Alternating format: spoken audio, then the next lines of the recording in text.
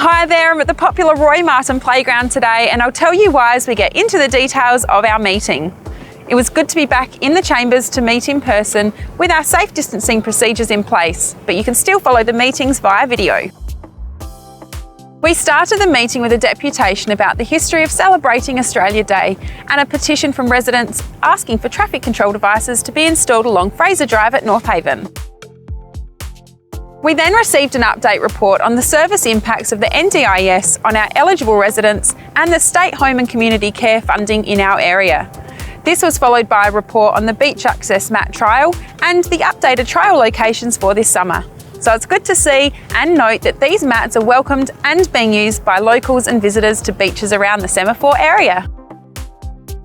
A highlight for the evening was a report that followed a deputation back in March from young PAE resident 9-year-old Amber about making playgrounds smoke-free. Council resolved to look for ways to encourage smoke-free areas across PAE and ban smoking within 10 metres of local playgrounds. So we're upgrading our signage on our playgrounds and looking at other ways to encourage a smoke-free community. This great initiative from Amber is a shining example of how even our young residents can have an influence on what's happening in our community. So we applaud Amber and her efforts to make our community a cleaner and healthier place.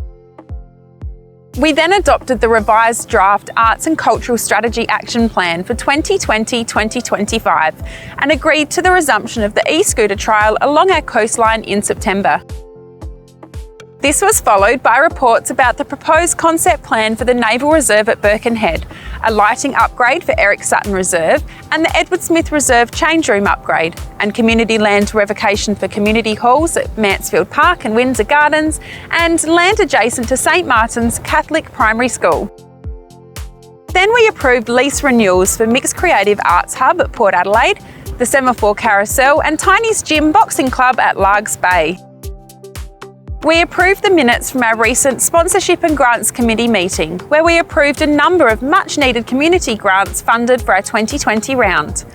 These grants are particularly important at this time as we set about rebuilding and recovering from COVID-19. And that was a summary of the key topics of discussion and decisions from our PAE Council August meeting. As always, you can read the full agenda and minutes on our website, cityofpae.sa.gov.au. I'll see you next time after our September meeting.